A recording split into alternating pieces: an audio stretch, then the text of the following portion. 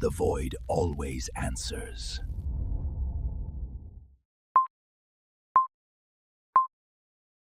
For 17 seconds, the stars disappeared. Not all of them. Only the ones beyond the port-side observation glass of Orpheus Station. Mara Venn saw it happen with her own eyes. One moment, the Kuiper darkness was seeded with distant points of white. Hard, cold stars scattered across a blackness so clean it looked artificial. The next moment, the port became a rectangle of absolute nothing. No stars, no reflected light, no sensor noise, nothing. Beacon output at 0, Hale said. His voice came through Mara's headset from the control deck behind her. Test window is active. Mara did not answer. She had conducted power loss tests before, reactor tests, guidance tests, emergency bus isolation. She had watched orbital stations go dark around her while diagnostic systems screamed in red across every screen. Darkness was never truly dark. There was always something. Emergency indicators, reflected sunlight, earthshine, the green glow of displays. Even inside a sealed maintenance compartment, photons leaked from somewhere. What pressed against the observation glass now was different. It felt complete. Mara leaned closer. The station's internal lights reflected faintly across the glass, showing her face. Pale skin. Dark hair clipped tight behind her head. The hard line of concentration between her eyes. Beyond her reflection, there was no universe. 10 seconds, Hale said. Mara raised one hand. Hold! What? Do not restore yet! Silence. Then Hale said, Mara, the procedure says 17. I know. We are at 13. I know. She stared into the void. At 14 seconds, something changed. Not visually. There was still nothing beyond the glass. But Mara felt pressure inside her ears. She swallowed. The pressure remained. 15 seconds. A faint vibration entered the observation deck through the floor. 3 pulses, evenly spaced. Not loud, not violent. They traveled upward through the soles of her boots and into her knees. Mara straightened. Did you feel that? Feel what? Structural vibration. I have nothing on accelerometers. 16 seconds. The darkness outside seemed to deepen. That made no sense. Black could not become darker. But something about the absence beyond the glass changed, as though the empty region had acquired depth, as though it were no longer a view, as though it were a distance. 17 seconds. Restoring beacon. No, wait. The stars returned. Instantly. Not gradually. One moment, nothing. The next, the port was full of distant light. Mara flinched. Hale exhaled over the comm. Beacon at 12%. Rising. Mara kept staring. The star field looked normal. Almost.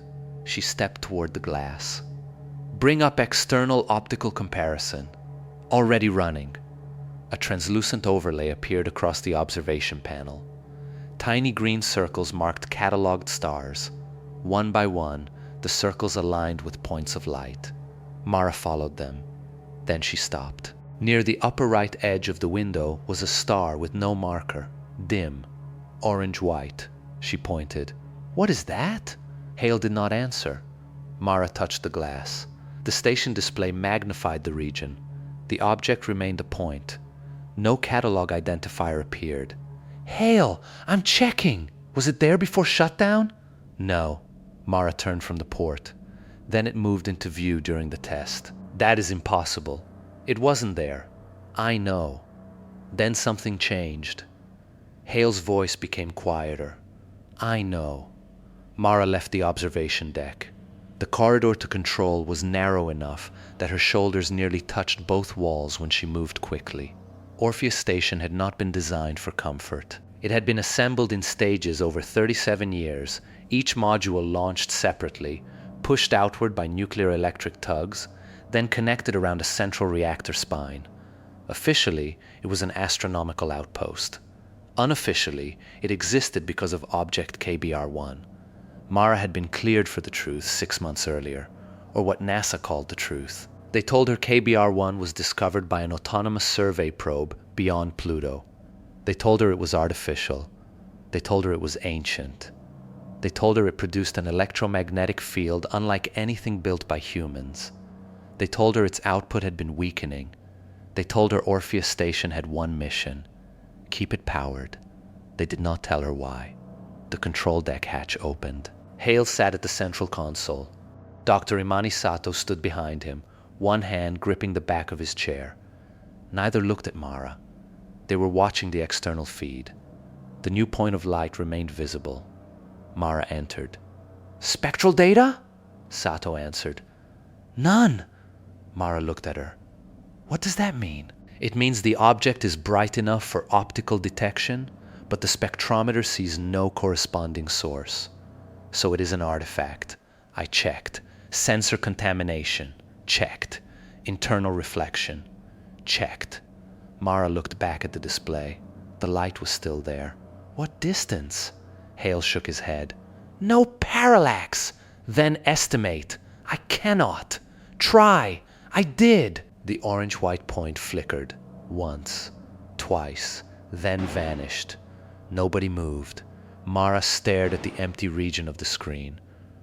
"What was that?" Hale rubbed both hands over his face. "Nothing." Mara looked at him. "That is not an answer. It is the answer the system gives me." He opened several diagnostic panes. "No object.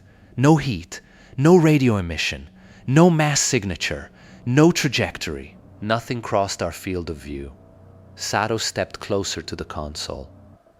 "But we all saw it." Mara felt the pressure return inside her ears. She looked toward the deck. 3 pulses traveled through the floor. Slow. Measured. Hale looked up. This time he had felt them. "What was that?" Mara did not answer immediately. She watched the amber indicator above the beacon control. It was a small, ordinary maintenance lamp. Old hardware. Older than half the station. A handwritten label beneath it read, "BLB." The light flickered. Once. Then steadied. Sato noticed Mara looking. "That label was here when I arrived. Who wrote it?" "No idea." Hale brought up the structural monitoring grid. Every sensor showed normal. No vibration. No impact. No mechanical event. Yet Mara could still feel the last pulse fading through her bones. She stepped toward the beacon panel. Output was climbing through 84%. Stable. Current normal. Temperature normal. KBR-1 was accepting power exactly as expected. Mara studied the graph. Something bothered her. "Show me consumption during the shutdown." Hale pulled the data. 0. "No!" Mara pointed. "Zoom." He did. The graph expanded. During the 17-second shutdown, the station had stopped sending power to the beacon. But the main reactor output had not decreased. For 17 seconds, 23 megawatts had continued leaving the station. Sato frowned. "Where did it go?" Hale checked distribution logs. "No bus received it." "Then it was dumped." "No dump circuit activated." Mara leaned closer. The missing energy had no destination. 23 megawatts had vanished from the station during the exact interval when the stars disappeared. Then the beacon came back online, and the unexplained drain stopped. Mara felt something old stir in her memory. A hospital corridor, a control room, a red shutdown switch beneath her hand, her friend's voice telling her not to hesitate. She pushed the memory away. "Run the test again." Hale turned toward her. "No." Mara looked at him. "What?" "I said no. We need reproducibility. We just lost 23 megawatts into nowhere, which is why we repeat the event under controlled conditions." Hale stared at her. For 17 seconds, space disappeared outside that window. It did not disappear. You saw it. I saw a sensor-visible anomaly. You looked through glass. Mara held his gaze. Neither spoke. Then Sato said, "There is something else." Her voice had changed. She sounded smaller. Mara turned. Sato opened an archived telemetry file. This is from the previous crew. A date appeared. 6 years earlier. Mara read the header. KBR-1 Partial Puer Interruption. Duration, 16.8 seconds. She felt cold move through her chest. Why was this not in the briefing? Sato did not answer. She played the recording. A man appeared on screen inside the same control deck. Mara recognized Commander Elias Ward from mission archives. His face was gray with exhaustion. Behind him, alarms pulsed silently. Ward looked directly into the camera. If anyone sees this, do not perform another shutdown test. The recording distorted. Ward leaned closer. The beacon is not containing anything. Mara stopped breathing. Ward's eyes shifted towards something beyond the camera. We misunderstood the direction. The recording ended. No corruption warning. No missing data marker. Just silence. Hale stared at the frozen image. Sato whispered, "That was their last log." Mara looked at the amber bulb above the control panel. The light dimmed. And somewhere beyond Pluto, where the stars had vanished for 17 seconds, 3 slow pulses answered through the hull. The 3 pulses stopped. No alarm followed. No warning appeared on the structural grid. Nothing on Orpheus Station acknowledged what they had all just felt. Mara watched the amber bulb burn steadily above the beacon controls and experienced the uncomfortable certainty that the station was pretending. Not malfunctioning. Pretending. Hale broke the silence first. "We send this to Earth." Sato looked at him. "Send what?" "The log. The power drain. The optical anomaly. Everything." Mara shook her head. "No!" Hale turned sharply. "You just watched a dead commander tell us the beacon is not containing anything, and we do not know what he meant. That is exactly why NASA needs to know. They may already know." That stopped him. Sato folded her arms. "Mara, 6 years ago, a crew experienced almost the same shutdown duration. Their final log was buried in local storage instead of included in our mission package." "We don't know it was buried. We weren't shown it." "That is not the same thing. It is close enough." Hale stood. "So what do you suggest?" Mara looked at the communications console. "Nothing leaves the station until we understand what happened during those 17 seconds. Hale laughed once without humor. "You think transmitting is dangerous?" "I think an unexplained ancient machine just absorbed 23 megawatts without receiving 23 megawatts. It didn't absorb anything. The energy disappeared." "Exactly." Sato stepped between them. "We need data, not fear." Mara nodded. "Then we start with the previous crew." She pulled Ward's archive onto the central display. There were 32 files in the directory. Routine engineering reports, environmental logs, beacon performance summaries. Nothing obviously classified beyond their existing clearance. Mara filtered by date. The final 72 hours contained only 4 entries. She opened the earliest. Commander Ward appeared again. He looked healthier in this recording, tired but composed. Beacon instability remains within predicted parameters. Output dropped 3% during reactor calibration, then recovered. Crew reports no physical symptoms. Structural sensors remain nominal. He glanced away. Dr. Lasker believes the visual loss may be a field effect. More testing required. Mara paused the recording. Visual loss. Sato nodded slowly. They saw the stars disappear. Hale returned to his chair. So this happened before the shutdown. Maybe during a fluctuation. Mara opened the next file. Ward looked worse. Second event lasted 4.2 seconds. No stars visible through portside optical systems. Internal camera confirmed the observation glass itself remained intact. He swallowed. There was also vibration. Mara felt Hale look at her. Ward continued. 3 pulses. No recorded acceleration. The file ended. Nobody spoke. Mara opened the third. This time the camera angle was wrong. Ward stood farther from the lens. Someone else was behind him. A woman in a NASA flight suit, half visible near the rear hatch. Dr. Lasker, Mara assumed. Ward said, "We have isolated beacon control from automated regulation. No further reductions without unanimous authorization." The woman behind him spoke. "Tell them about the light." Ward did not turn. "Not yet. You need to tell them. We do not know what it was. We know it moved." Ward closed his eyes. The woman stepped closer. "When the beacon went below 40%, something appeared against the star field."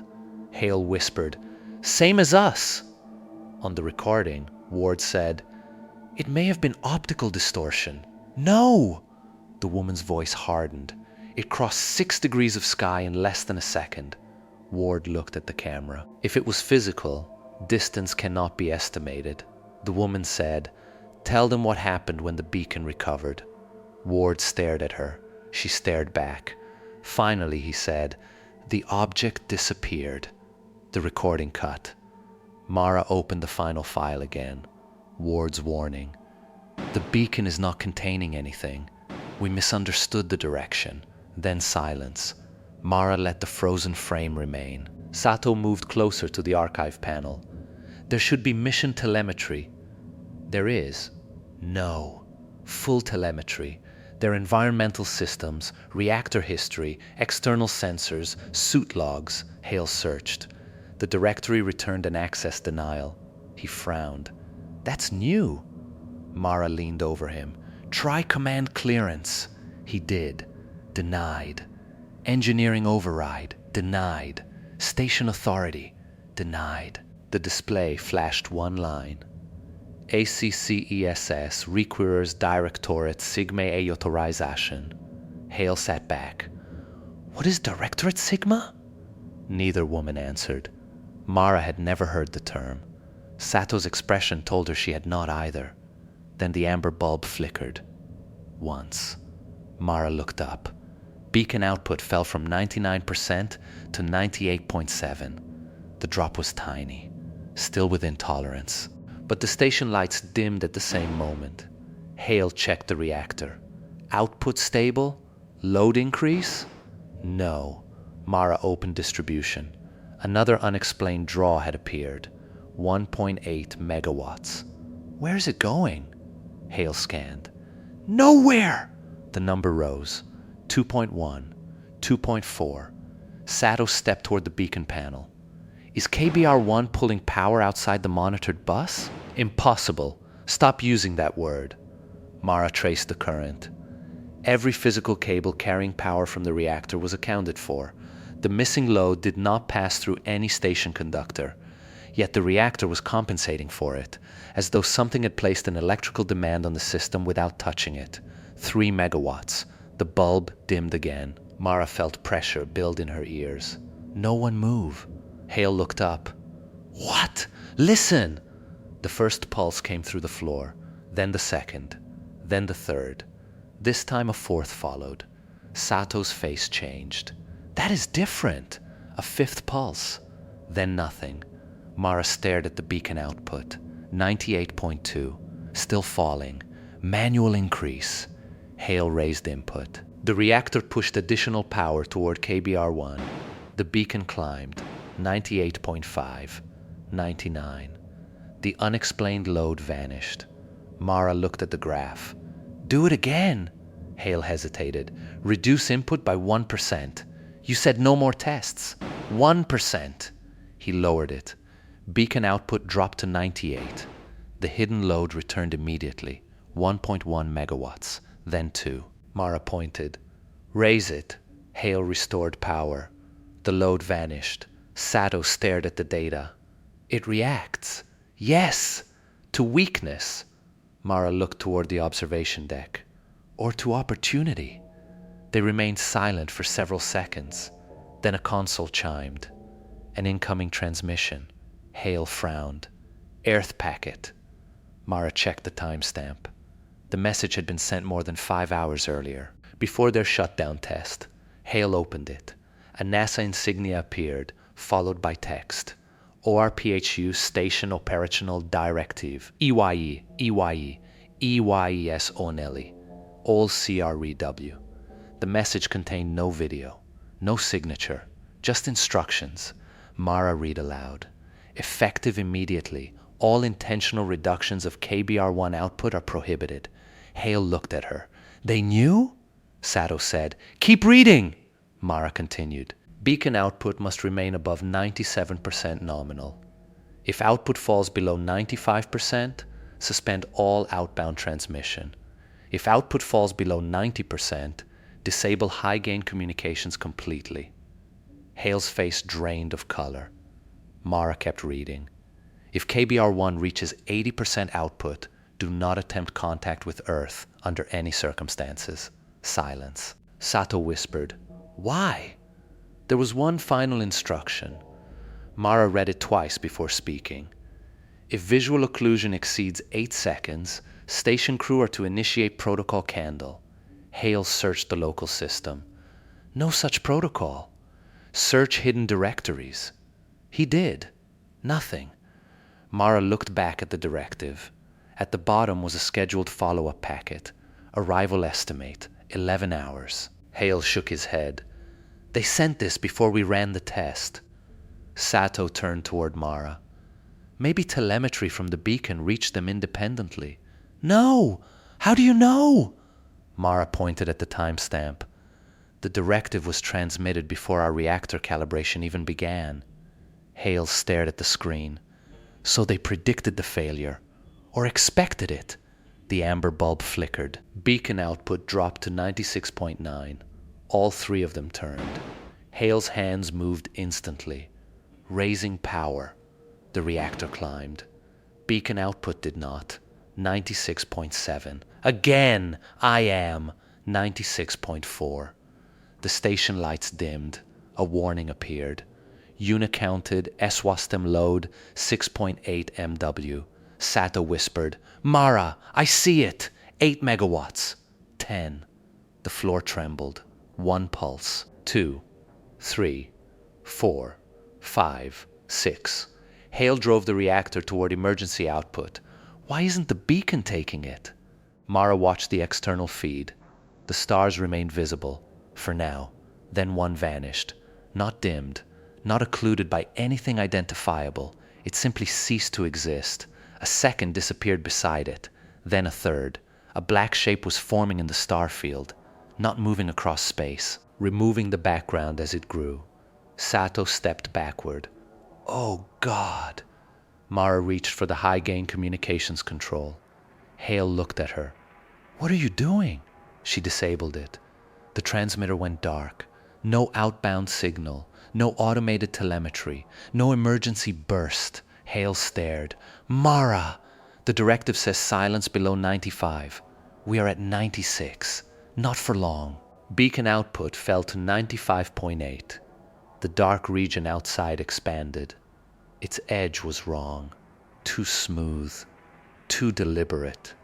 Mara thought of Ward's final words. We misunderstood the direction. For the first time, she understood one possible meaning. They had all assumed the beacon was shining outward. A wall. A barrier.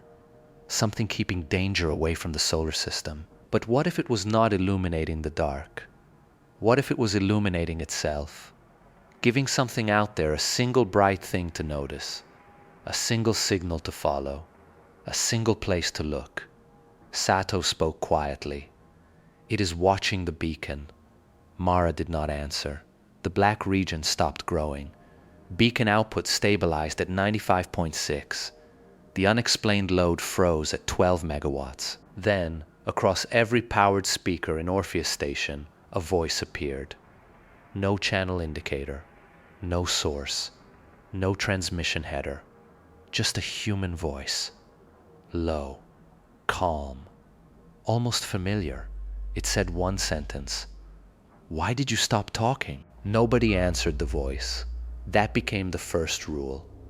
Not because Mara ordered it, because all three of them understood, at the same instant, that answering would mean admitting something had been heard.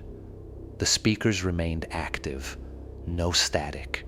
No carrier tone, no routing indicator, just silence waiting in the system. Hale stared at the communications board. That did not come through high gain. Mara kept her eyes on the external feed. The black region beyond the station had stopped expanding, but the stars it had covered did not return. Internal source? No. Recorded file? No. Sato moved to an auxiliary console. I am checking crew archives. Mara turned. For the voice? It sounded familiar. To you? Sato hesitated. Almost. Hale gave a short nod. Same. Mara felt her stomach tighten. She had recognized something too. Not a person. Not exactly. A cadence. The way the last word had dropped. Talking. She had heard that rhythm before, years ago, in a lunar emergency shelter while oxygen alarms counted down and a man named Owen Mercer sat bleeding against a pressure door. He had looked at her and said, "Why did you stop?" She had never told anyone those words. Mara. Hale was watching her. She realized she had gone still. What? You know the voice. No! Your face says otherwise. Keep working. He did not challenge her. Sato opened the station's local audio archive and ran a comparison. The system processed thousands of recordings, crew briefings, mission logs, maintenance notes, personal files. No match. Nothing local, she said. Mara looked toward the ceiling speaker. If it is using memory, stop giving it reactions. Hale turned in his chair. Using memory? It picked a voice we would hesitate to ignore. We do not know that. We know it did not arrive through communications. The speaker activated again. This time, the voice belonged to a woman. Older. Breathless. Hiro? Sato's hands froze above the console. Mara saw the color leave her face. Hiro, can you hear me? Sato backed away. Hale whispered, Who is that? Sato said nothing. The voice continued. I cannot find the door.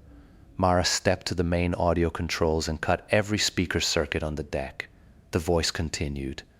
Not from the speakers now. From somewhere in the wall. Faint. Muffled. As though someone stood inside the service cavity. Hiro. Sato's breathing became shallow. Mara grabbed her shoulder. Look at me. Sato did. Who is Hiro? My brother. Alive. Sato stared at the wall. No. Mara tightened her grip. Then that is not him. The voice inside the wall said, You left me here. Sato flinched. Hale crossed the deck and manually isolated the audio bus. Nothing changed. The voice moved. It seemed farther down the corridor now. Hiro. Then quiet. Mara released Sato. What happened to your brother? Sato swallowed. Car accident. 22 years ago. Did he ever say those words? No. Would anyone on Earth know the details? My family. NASA? Sato looked at her. Maybe medical screening. Psych evaluations. Hale said, So the station has access to personnel files. Mara shook her head. Not like that. How do you know? Because I heard someone too. Neither replied. Mara walked back to the beacon console. Output held at 95.6%. The hidden load remained steady. 12 megawatts. Like a mouth clamped around the reactor. Show me every system change after we disabled high gain. Hale returned to his station. Power logs spread across the display. Mara read them line by line. Communications array inactive. Telemetry buffers storing locally. Navigation nominal. Reactor output elevated. KBR1 stable. Then she saw it. Stop! Hale froze the display. Mara pointed to a narrow process column. That! A background program had started 19 seconds after outbound communications stopped. No file name, no owner, no process identifier. Just a continuous transfer of data from station storage to an address the operating system could not resolve. Sato leaned closer. Where is it sending? It is not. Hale expanded the route. No physical interface. Then what is being transferred? He opened the packet summary. Audio files, medical records, crew biometrics, mission journals, camera footage, voice samples. Mara's pulse accelerated. It is reading us. Hale killed the process. It returned immediately. He isolated the archive network. The transfer continued. He physically disconnected the storage controller. The process continued. That is impossible. Mara looked at the beacon. No, it is local. What? The transfer is not going through the station. Sato understood first. The beacon. Mara nodded. Or whatever the beacon is connected to. Hale stared at her. We are not connected to KBR-1 by data line. Power only. That may not matter. The process accelerated. Personal files disappeared from the queue as they were copied. Sato said, "Copied where?" Mara watched the unresolved destination field. Somewhere the system cannot describe. Then every console on the deck went black. Emergency lights activated. Hale swore. Reactor? Still online. The amber bulb remained lit. For 3 seconds, nothing else did. Then the central monitor came back. One image appeared. A photograph. Mara knew it immediately. Lunar construction site. Aristarchus Plateau. 8 years earlier. She and Owen stood beside a pressure excavator, both smiling beneath helmet glass. The image had been stored in Mara's private medical archive, encrypted under psychological evaluation records. No one spoke. The picture changed. Another photograph. Owen alone. Then another. The emergency shelter. Mara stepped closer. "Turn it off," Hale tried. No response. The image changed again. Now it showed the shelter from an angle no camera had occupied. Mara stopped breathing. She was in the frame. So was Owen. He sat against the bulkhead, one leg trapped beneath collapsed equipment. She stood at the emergency control panel. Her hand rested above the shutdown switch. Hale looked at her. "Mara, what is this?" She could not answer. The image moved. Not video.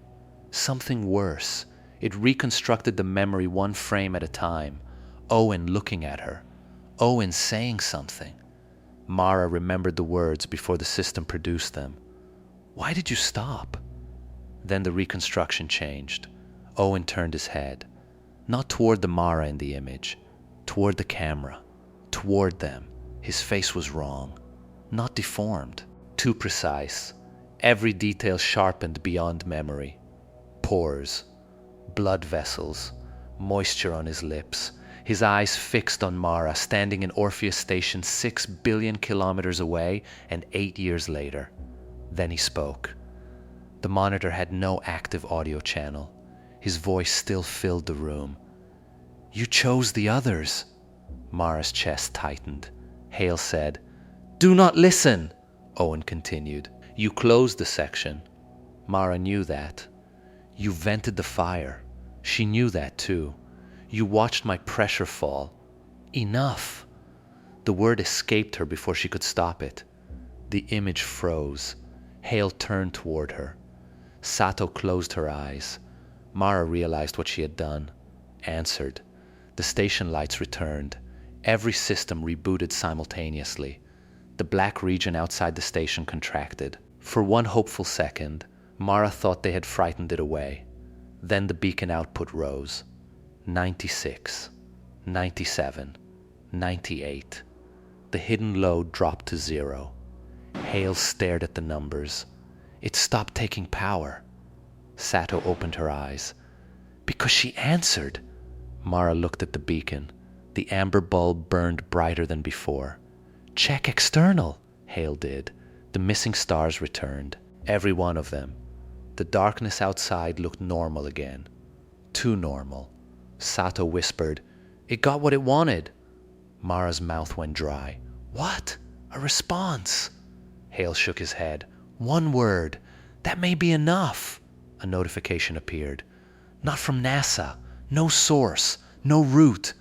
Plain text across the central display. "Contact confirmed." Mara felt the deck go cold. A second line appeared. "Signal intelligence. Locale." Then a third. "Search radius expanding. Hale stood so quickly his chair struck the console behind him. What does that mean? Mara already knew. The beacon was no longer the only thing in the dark that had spoken back. It had heard her, not as part of the bait, not as noise, as something separate, something alive. The amber bulb flickered once. Then the message changed. Nubu source detected. Hale whispered, "What source?" Coordinates appeared. Not Orpheus Station, not KBR-1. Mara recognized the first values before the system finished rendering them. Inner solar system, third planet, Earth. Mara erased the coordinates. They returned. She erased them again. Earth reappeared on the central display. Not its name. Not yet. Only numbers. Orbital parameters. Distance. Estimated electromagnetic output. The station computer had never been designed to present a planet this way, but the meaning was unmistakable. Hale disconnected the navigation processor. The coordinates remained. Sato killed the display. They appeared on another monitor. One line formed beneath them. Signal density, hitch. Mara pulled the emergency breaker. The monitor went black. For several seconds, Orpheus Station contained only emergency lighting and the amber bulb above KBR-1's controls. Then text appeared on the observation glass. Not projected, not reflected. White characters seemed to hang against the stars. Source AG, 126 Weirs. Hale stared. 126. Sato understood. Radio. Mara looked at her. Earth's leakage. The first strong transmissions. Radio, radar, television. Everything expanding outward. Hale shook his head. Those signals are already more than 100 light years away. Whatever is here cannot suddenly discover Earth from them. Unless distance does not work the way we think it does for this thing. Mara looked through the glass. The stars appeared normal. That frightened her more than the missing ones had. Something had learned to hide the disturbance. The characters changed. Source complexity, extreme. Then, source count, unresolved. Sato whispered, "It thinks Earth is a collection of sources." Mara remembered the reconstructed image of Owen. It had taken fragments from her records and something deeper from her mind, then built a person convincing enough to make her respond. "Not for long," she turned to Hale. "Can we purge every personal archive?" "Yes, do it." Sato looked at her. "Why?" "It learned how to speak to us from our data. We stopped teaching it." Hale initiated deletion. Mission journals disappeared. Medical histories. Voice samples. Psychological evaluations. Personal recordings. Family messages stored for the return journey none of them had expected to question. Mara watched years of her life vanish from the station. The deletion reached 91%. Stopped. Hale frowned. "Storage is refusing the final sector. Force it. I am." The remaining files opened by themselves. 3 folders. Ven. Sato. Hale. Each contained 1 file. Mara selected hers. No title. No format. Creation date, 6 years earlier. She stared at the timestamp. "That predates my assignment." Hale opened his. Same date. Sato's too. 6 years earlier. The day Commander Ward's crew disappeared. "Do not open them," Mara said. Hale withdrew his hand. Sato whispered, "How could files with our names exist here 6 years ago?" Mara remembered the directive NASA had sent before their shutdown test. Maybe it had not been prediction. Maybe somebody had already seen the pattern. Find Directorate Sigma. Hale searched offline databases. Nothing. Mara tried Mission Administration archives. Nothing. Sato searched scientific personnel lists. No result. Then Hale stopped. "I have something." A maintenance file had referenced Sigma 17 years earlier. The document was mundane, replacement of an antenna control module. But authorization metadata contained a routing address. Not Houston. Not JPL. A facility in Maryland. Mara recognized the administrative code. "Goddard!" Hale nodded. Sato leaned closer. Can we contact them? Not without high gain. Mara stared at the disabled transmitter. Earth had already been identified. Talking might make things worse, but silence left them blind. Can we receive without transmitting? Yes! Point the array toward Earth. Passive only. Hale configured the antenna. The station listened. Thousands of signals reached it. Most were weak, old, compressed beyond usefulness. Navigation updates, scientific broadcasts, routine NASA traffic. Then Sato saw something. Filter emergency bands. Hale did. A repeating narrowband signal emerged. Destination, ORPH use. Transmission age indicated it had been sent hours before the warning directive. Mara opened it. The message was encrypted. Authorization required Directorate Sigma. Hale tried their credentials. Rejected. Sato tried Scientific Command Authority. Rejected. Mara studied the encryption header. Could Ward's credentials still be cached? Hale looked at her. Maybe. They searched the previous crew's local profiles. Commander Ward's access certificate remained in a protected maintenance partition. Expired. Hale changed the station clock. The certificate failed. He bypassed verification. Failed. Mara said. Use the beacon test timestamp. Hale looked at her. Why? Just try. He set the authentication environment to the exact second of Ward's final recorded interruption. The message opened. None of them spoke. A man's face appeared. Late 60s.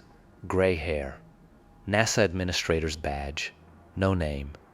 If this message has been accessed, Orpheus has experienced an occlusion event.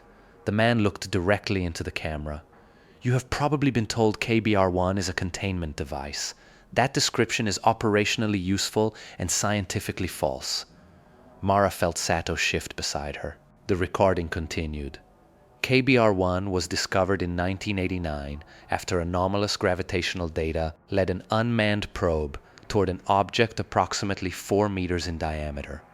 Material composition remains unknown. Estimated age exceeds the formation of the solar system. Hale whispered. 4 meters? Mara had imagined something enormous. The man continued. The beacon does not generate a conventional field. It produces a repeating electromagnetic structure containing high information density. Sato said quietly, A signal. Yes, Mara said. The recording seemed almost to answer. We believe KBR-1 is broadcasting a signal. The man paused. The content is unknown. Another pause. The recipient is not. An image appeared. A star map. A region beyond the Kuiper Belt had been marked black. The phenomenon associated with KBR-1 does not occupy a stable location. Attempts to measure distance produce contradictory results. At different times, it has appeared less than 1 astronomical unit from the beacon and more than 9,000 light-years away. Hale whispered, That is impossible. Mara said nothing. The most useful model is attention rather than position. The administrator's face returned. KBR-1 attracts attention. Mara felt cold spread through her arms. While the beacon remains above nominal output, the phenomenon exhibits no measurable interest in other electromagnetic sources. Sato looked at Mara. The bait. The recording continued. We believe the beacon was constructed by an unknown civilization as a lure. Mara's heartbeat slowed. Not a prison, not a wall, a lure. The man leaned toward the camera. We do not know whether its builders intended to study the phenomenon, distract it, or protect themselves from it. A new image appeared. Earth. Around it, expanding spheres represented decades of radio leakage. When humanity discovered KBR-1, the beacon was dying. Mara understood before he finished. We powered it. Yes, Sato whispered. We fed the lure, the administrator continued. Maintaining KBR-1 has prevented the phenomenon from investigating stronger signal concentrations within the solar system. Hale stared at Earth. So NASA knew. For decades, Mara said. The man's expression hardened. If you have experienced direct, personalized communication, the situation has changed. Do not answer. Do not acknowledge. Do not attempt psychological engagement. Mara closed her eyes. Too late. If acknowledgement has already occurred, initiate protocol candle. Hale leaned toward the screen. Finally, the recording changed. A schematic appeared. KBR-1 at the center, Orpheus surrounding it, and another component Mara had never seen. Buried inside the station's reactor spine, she stared at the diagram. What is that? Hale enlarged it. A sealed chamber. No maintenance access. No engineering designation. Only a sigma symbol. The administrator spoke. Protocol candle requires activation of the station's secondary transmitter. Mara looked at Hale. We do not have a secondary transmitter. The recording answered again. You were not informed of its existence. The schematic highlighted the hidden chamber. The transmitter cannot communicate with Earth. A line appeared between the chamber and KBR-1. It communicates only with the beacon. Sato whispered. What does it send? The administrator hesitated. For the first time, fear entered his face. People! Mara stared at the screen. The man corrected himself. Not physically. A neurological diagram appeared. Patterned human cognition. Hale stepped back. No. Protocol Candle feeds a complete active neural model into KBR-1. Memory, personality, emotional response, language, adaptive reasoning, Mara understood. The voices, the reconstructed dead. The thing was interested in minds. The administrator continued. A static signal eventually loses effectiveness. The phenomenon responds most strongly to signals that demonstrate adaptation. Sato's face went pale. It wants something alive. Something that behaves alive, Mara said. The final instruction appeared. Protocol Candeli, unauthorized s record. Mara looked from Sato to Hale. Neither moved. Then the passive receiver chimed. A new transmission had arrived from Earth. Not encrypted. Not NASA. A normal broadcast carried outward from humanity's crowded electromagnetic world. The station computer translated its origin automatically. E-arch. The observation glass changed. Every star vanished. This time, the darkness lasted longer than 17 seconds. And somewhere inside that perfect black, a point of amber light appeared. Small. Warm. Almost identical to the maintenance bulb above Mara's head. Then another appeared beside it. Then another. Hundreds. Thousands. Until the darkness beyond Pluto looked like a distant city turning on its lights.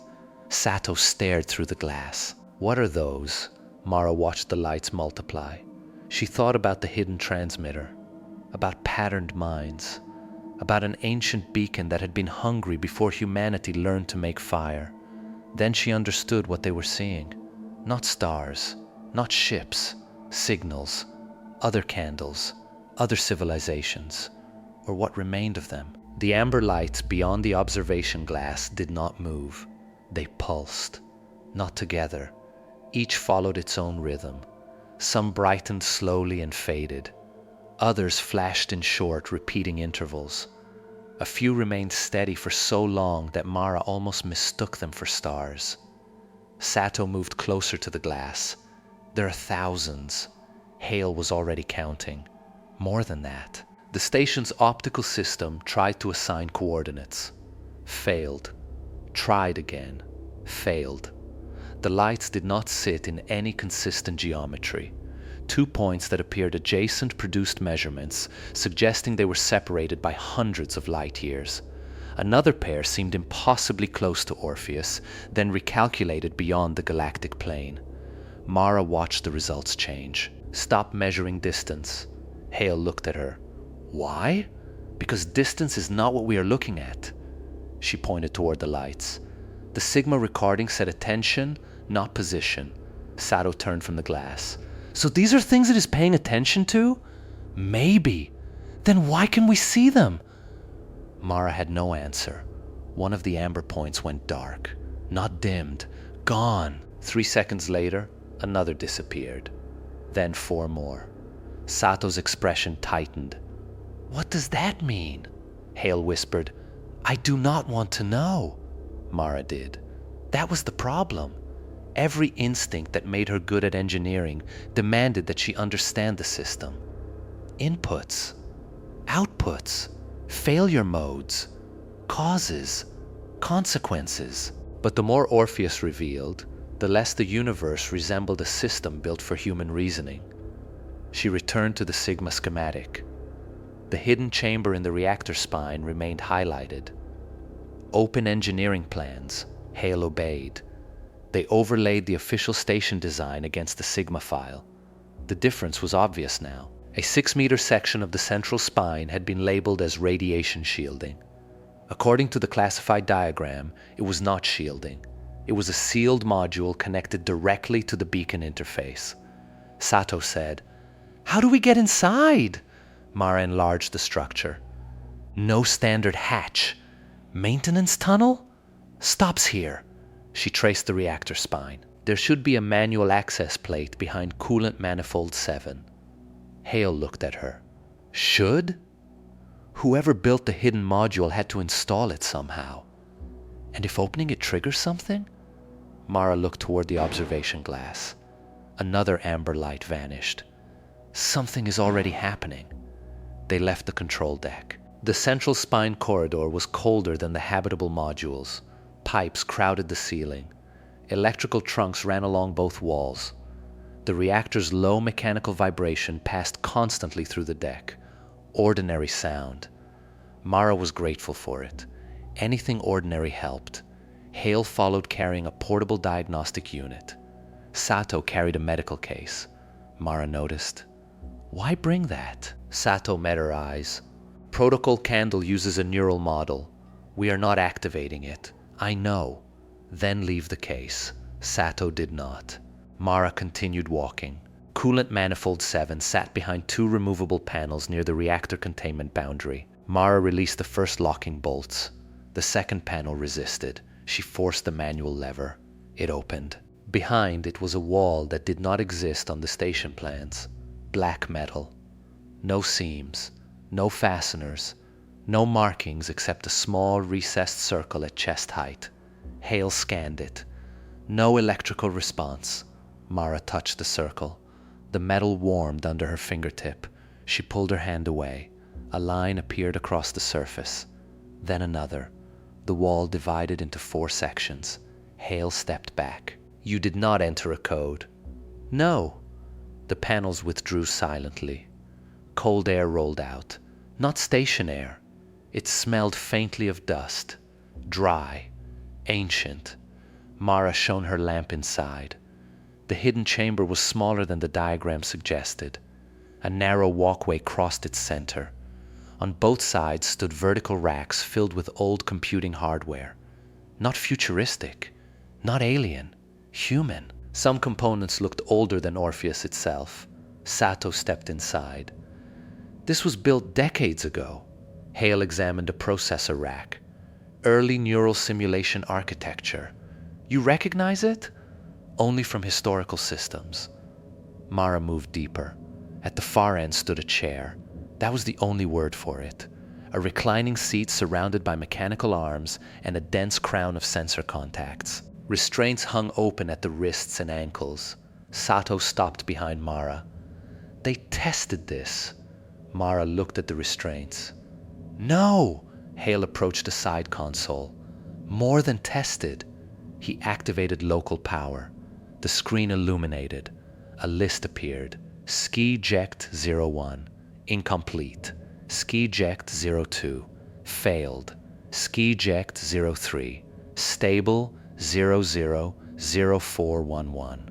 The list continued. Subject 04. Subject 05. Subject 06. Mara scrolled. 23 entries. The final one was 6 years old. SUBject 23. E. Ward. Stably. Sato inhaled sharply. Commander Ward. Hale opened the record. The file contained no video, only status data, neural acquisition, cognitive compression, signal transfer, beacon synchronization, then one final line. Subject continuity, confirmed. Mara stared at it. What does continuity mean? Sato answered quietly. It means the model did not just copy him. Mara turned. Sato looked at the chair. It may mean he remained conscious during transfer. Hale stepped away from the console. That is not possible. Sato looked at him. Neither is anything else we have seen. Mara opened Ward's transmission log. There were no words, only millions of compressed signal bursts sent into KBR-1. Duration, 6 years. Continuous. Her stomach tightened. Ward is still transmitting. Hale shook his head. He is dead. His body may be. Sato looked at the signal graph. If this system created a functioning cognitive model, then whatever is inside the beacon may still react as Ward. Mara thought of the Sigma administrator. A static signal eventually loses effectiveness. The phenomenon responds most strongly to signals that demonstrate adaptation. That is how they kept it interested. Hale's voice became flat. By feeding it a person. Mara checked the dates. Subject 22 had lasted 9 years. Subject 21 had lasted 12. Each transfer overlapped with the next. A relay.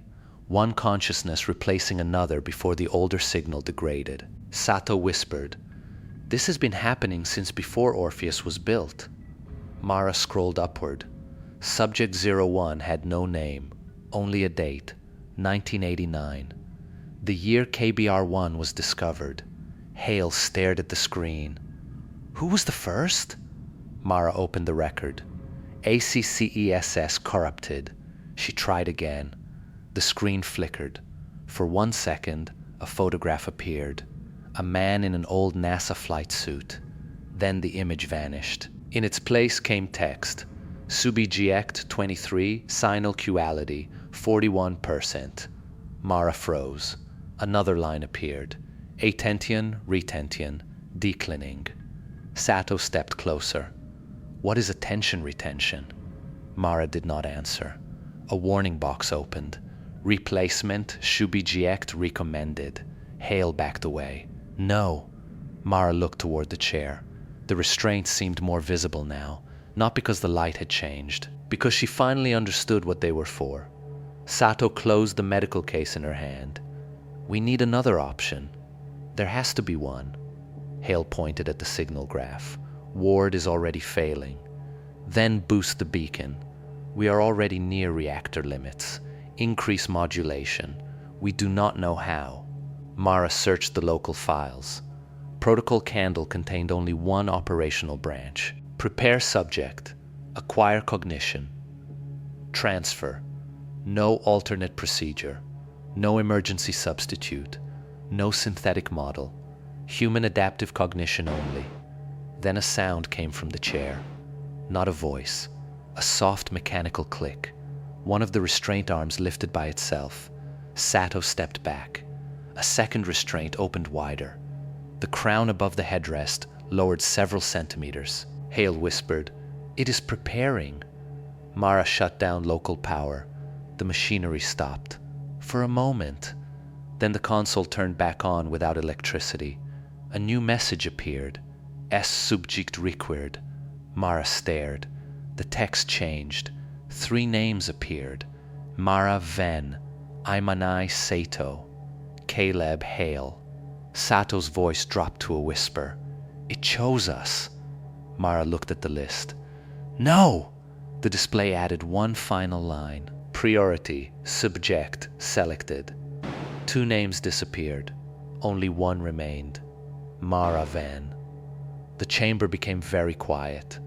Then, from inside the dark metal wall behind the chair, Commander Ward's voice spoke. Weak, distant, still human. Do not let it choose for you. Mara did not move toward the chair. Ward's voice came again from somewhere behind the black wall. Do not let it choose for you. Hale raised the diagnostic unit as though it could somehow identify a dead man's voice. No active speaker. Sato looked at Mara. Could that actually be him? Mara kept her eyes on the dark surface behind the chair. If it is, he can prove it. She stepped closer. Commander Ward. The chamber remained silent. Mara chose her next words carefully. What happened during your final shutdown test? Nothing. Hale whispered. Maybe he cannot hear us. Then the voice returned. We thought darkness meant proximity. Ward sounded exhausted. Every word seemed dragged across a great distance. We were wrong. Mara glanced at Sato. Explain! The dark is not where it is. Ward paused. The dark is what happens when it looks. Mara felt the skin along her arms tighten. Hale said, That does not prove anything. Ward continued. Dr. Lasker called the first light Carthage because she said anything that beautiful had probably already burned. Sato turned sharply toward Hale. Was that in the archive? He searched the surviving files. No, Ward said. She never recorded it. The chamber seemed colder.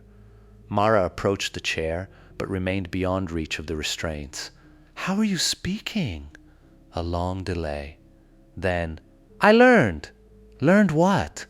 How to make it carry me back. Mara looked at the beacon synchronization display. Ward's signal was still flowing into KBR-1. If some fraction of his cognition remained active inside that signal, perhaps communication was possible in both directions.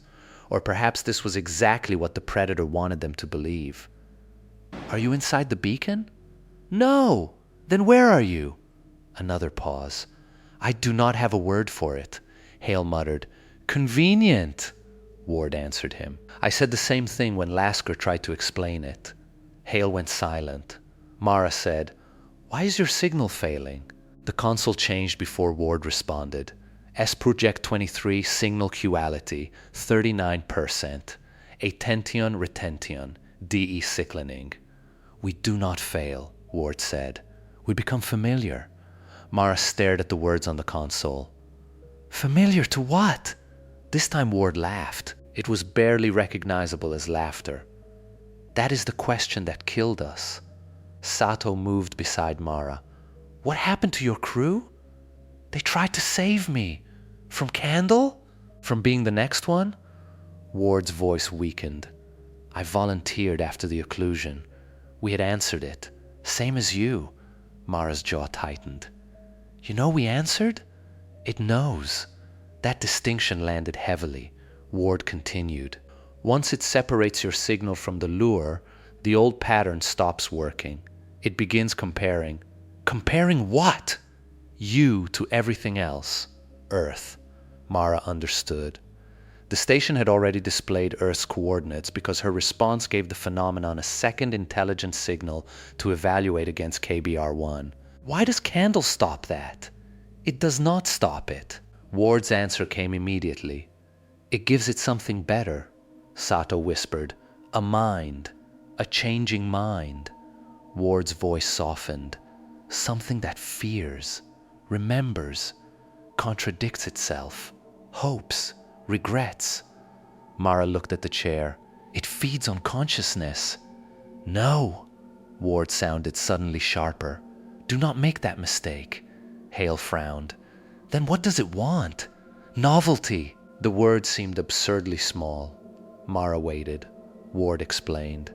KBR-1 was broadcasting when humanity found it. A complicated pattern. It held the phenomenon's attention for centuries, maybe longer. Then the pattern became predictable. So the builders added minds? We do not know. You were not the first. No. NASA used people before you. Copies at first. Sato stepped closer. Synthetic neural models, simulations, animal cognition, artificial networks. They worked briefly. And humans? Longer. Mara felt sick. Ward continued. A living mind does not repeat perfectly. Every memory changes when recalled. Every fear alters the next thought. It cannot completely predict itself. Hale looked toward the console. So we keep the thing occupied by giving it something it cannot finish understanding. Yes. Mara thought about the thousands of amber lights they had seen. Other candles, other minds. Perhaps entire civilizations had independently discovered the same rule, or perhaps the beacon had taught them. Why am I priority? Ward did not answer. Mara repeated the question. Why did it select me? The console changed. Images appeared. Owen. The lunar shelter.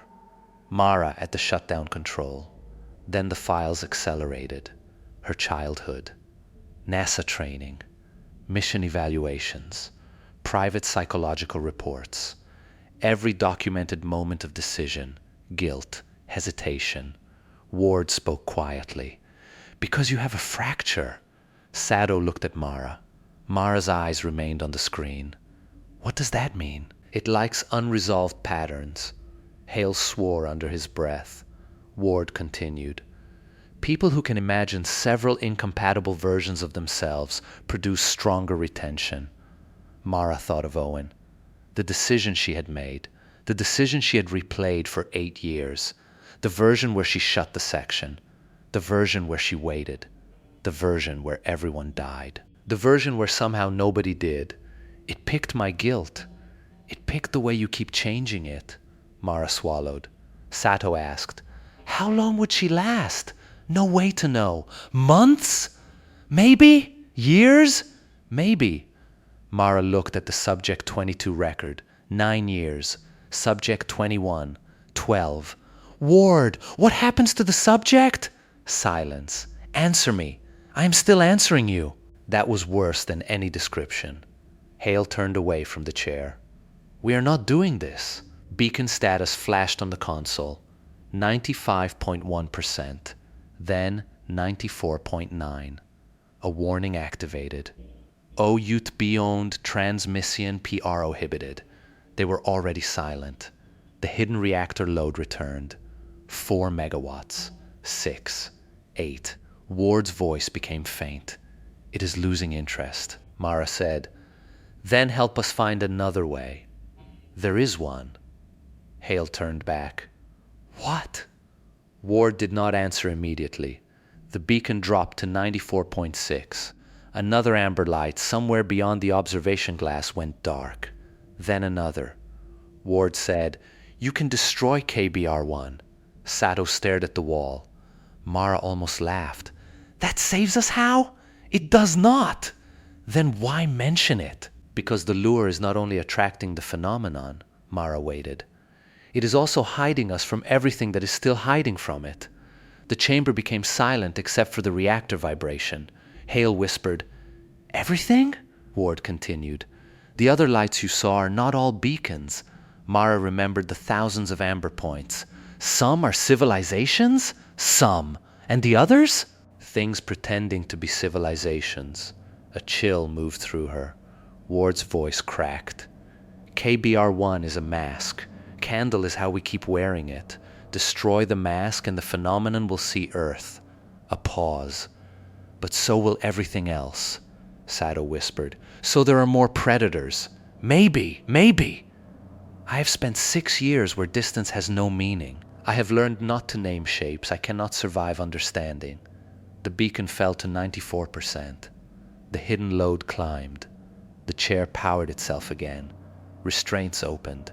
The sensor crown descended. Mara stepped back.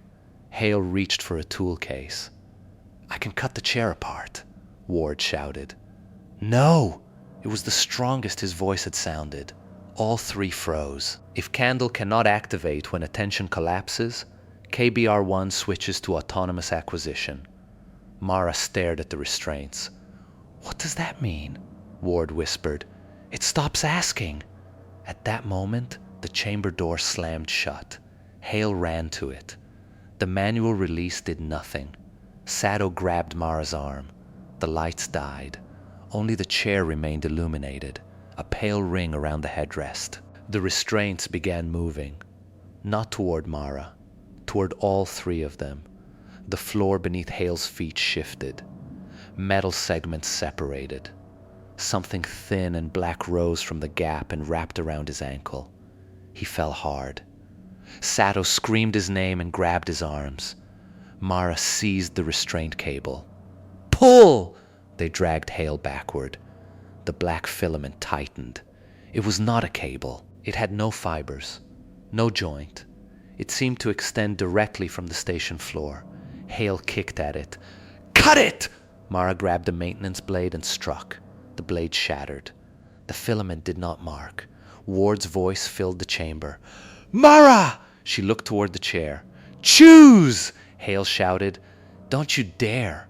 The console displayed a autonomous asequistion in 043. Sato pulled harder. The filament dragged Hale toward the chair. Mara looked at his face, then at Sato, then at the countdown. 40 seconds, 39, 38. And for the first time since arriving beyond Pluto, Mara understood that NASA had not built Orpheus Station to maintain the beacon. They had built it to guarantee that, eventually, someone would be available to sit in that chair. 37 seconds. Mara dropped the broken blade. "Hale, stop fighting it!" He stared at her from the floor. "What? Stop pulling!" Sato looked at Mara as if she had lost her mind. "It is using force because he is resisting. You do not know that." "No!" Mara knelt beside Hale and grabbed the black filament with both hands. It was cold. Not metal cold. Empty cold. Like touching something that had never contained heat. 34 seconds. "Hale, go still." The filament tightened once around his ankle, then stopped. Sato loosened her grip. Hale's breathing came hard through clenched teeth. "Now what?" Mara watched the countdown. 31. Ward said autonomous acquisition. The chair waited in pale light. That means the system selects whoever it can secure fastest. Hale glanced at the filament. "That is supposed to make me feel better?" "No." 28. Mara shifted closer to the chair. The filament around Hale's ankle remained motionless. "Mara," Sato said. "Do not." Mara looked at her. "If I approach voluntarily, it may release him. You do not know that either." "I know it selected me first." 24. Ward's voice came weakly from the wall. "She is right," Hale shouted toward the darkness. "Then tell her how to stop it." "I cannot." "Useful." Mara stood. The chair reacted immediately. The restraints opened wider. The filament loosened around Hale's ankle.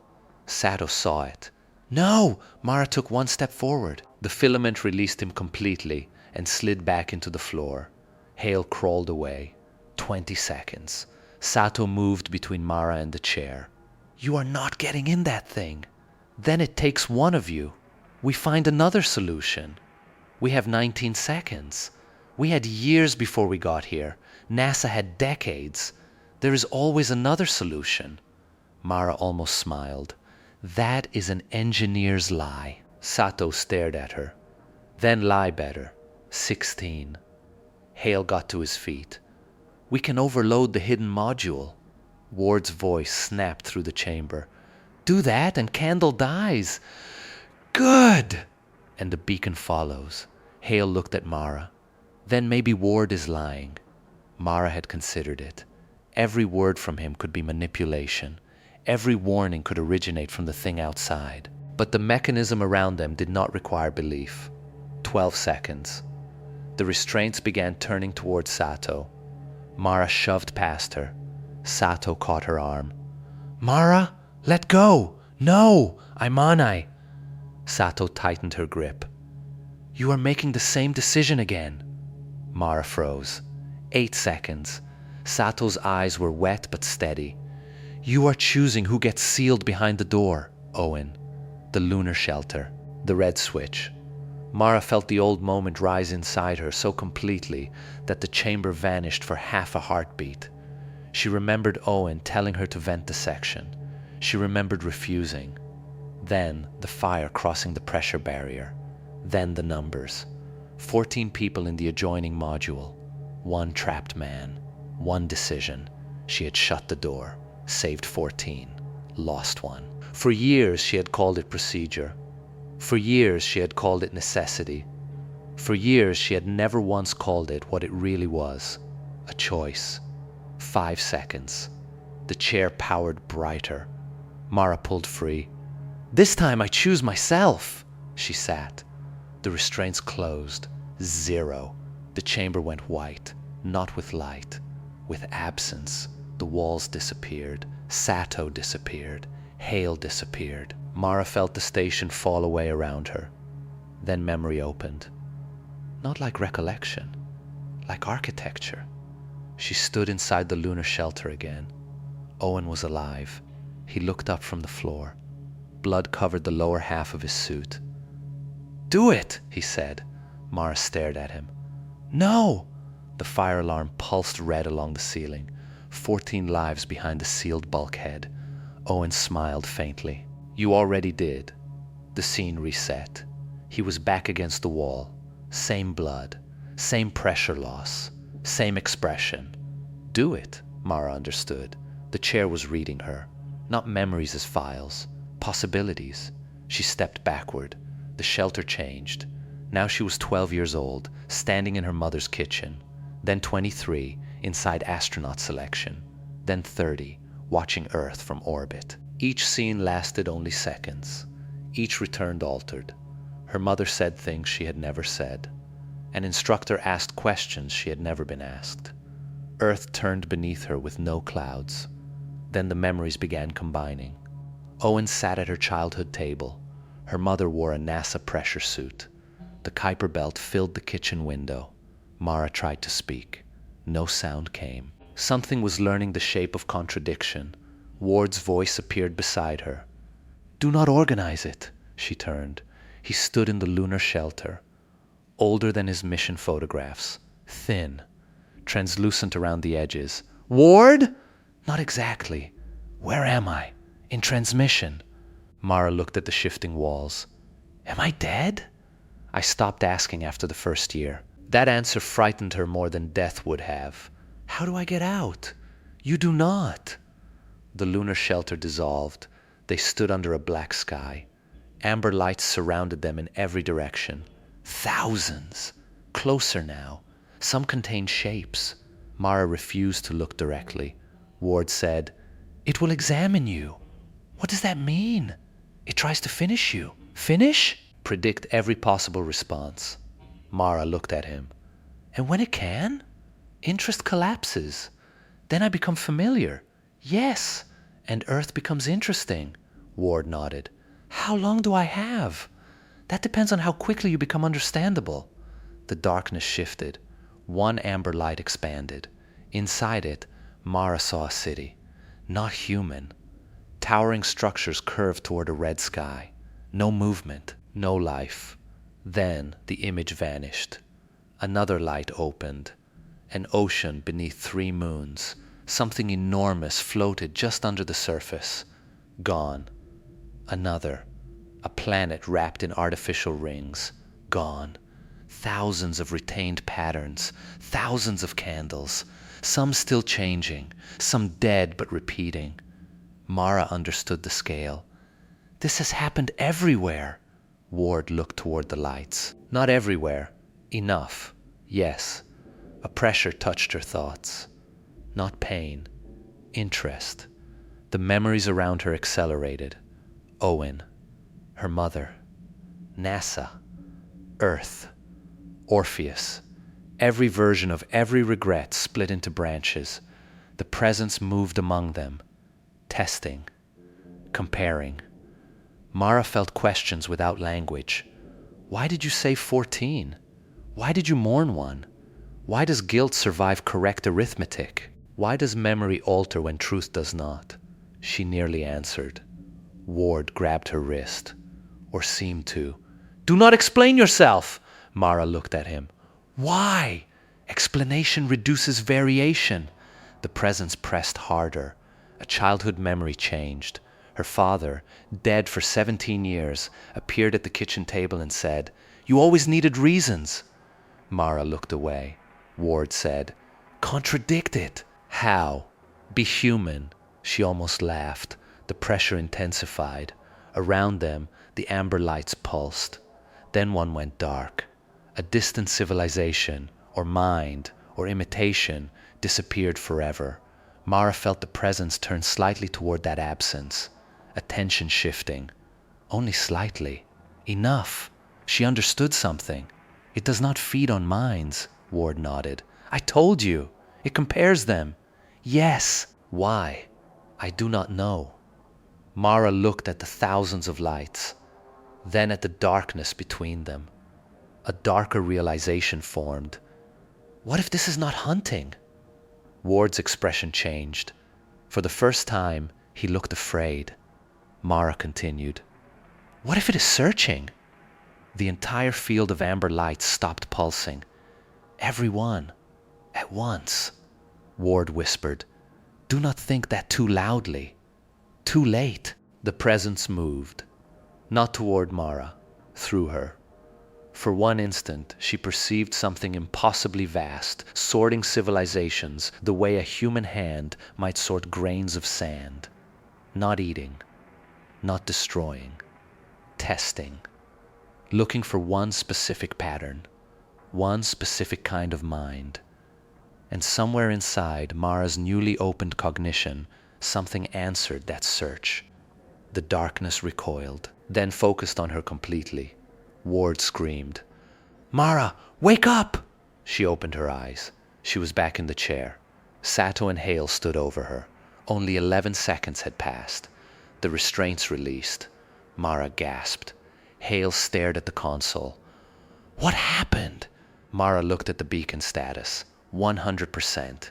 Attention retention had jumped to maximum. Ward's signal was gone. Completely. Sato whispered, Where is he? Mara did not answer. A new line appeared. S-Wibject 24 S1 Citronization, partial. Then, pattern MATH detected. Mara stared at those words. Hale said, Match with what? The chamber lights dimmed. A final message appeared. Not in English at first. Shapes rearranged until the system found language. Mara read it. Search objective located. Her blood went cold. The beacon had not merely hidden Earth. It had hidden something on Earth. And whatever lived in the dark beyond Pluto had just found the first clue inside Mara. Mara tore the neural crown away from her head. Sato caught her before she fell.